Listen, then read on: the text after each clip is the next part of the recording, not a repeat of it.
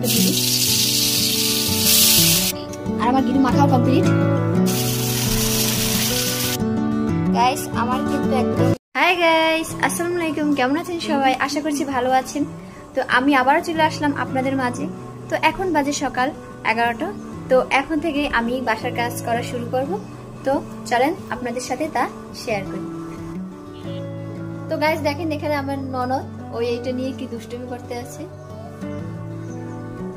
বাবু Pampers নিয়ে খুব দুষ্টুমি করে। তো গাইস প্রতিদিনের মতো আবার চলে আসলাম রান্নাঘরে। তো এখন আমি আপনাদের শেয়ার করবো আজকে কি কি রান্না করবো তা। তো এখন প্রথমে আমি সবজি আজকে রান্না করা হবে ঝিঙ্গে আলু মাখা মাখা, আর রান্না করা হবে ইলিশ মাছ। মশলা কেটে নিয়েছি, পেঁয়াজ কুচি নিয়েছি, আর আজকে একটু গিলু রান্না করা হবে এত পরিমাণে। যেহেতু গিলু রান্না করব তাহলে সব মশলা লাগবে, জিরে লাগবে, এলাচ লাগবে। আমি এগুলো কিন্তু আগে থেকেই সবকিছু একদম বেটে রেখেছি ফ্রিজে। গাইস এদিকে কিন্তু আমি ভাত বসিয়ে দিয়েছি চুলায়। গাইস এখন দুপুর হয়ে গেছে, তো তার জন্য আগে ঘরটা ঝাড়ু দিয়ে নিই, কারণ বাচ্চারা এখন ঘুমানো, এই সুযোগেই আমি ঘরটা ঝাড়ু দিয়ে নিই।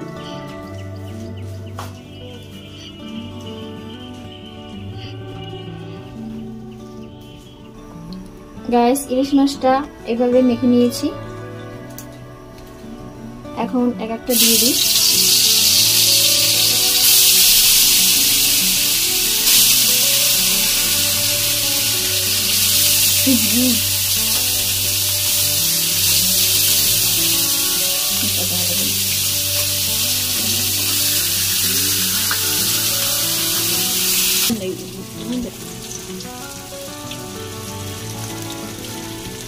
গাইস এখন গিলু রান্না করার জন্য সব মশলা এভাবে গিলুর মধ্যে দিয়ে এভাবে মেখে নিই।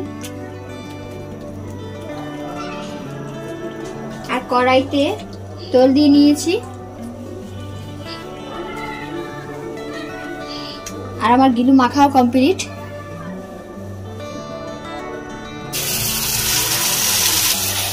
গাইস এখন আমি এভাবে নেড়ে নেড়ে আস্তে করে কষিয়ে তারপর এর মধ্যে পানি দিয়ে ঝটপট করে একটু জিরার গুঁড়ি ছিটিয়ে নামিয়ে নিব।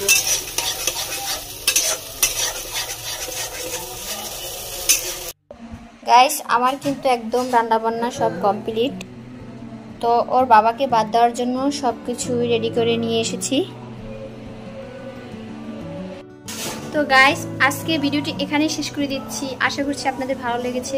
ভালো লাগলে লাইক দিবেন, আর এরকম নতুন ভিডিও পেতে আমার চ্যানেলটি সাবস্ক্রাইব করে আমার পাশে থাকবেন। সবাইকে অসংখ্য ধন্যবাদ।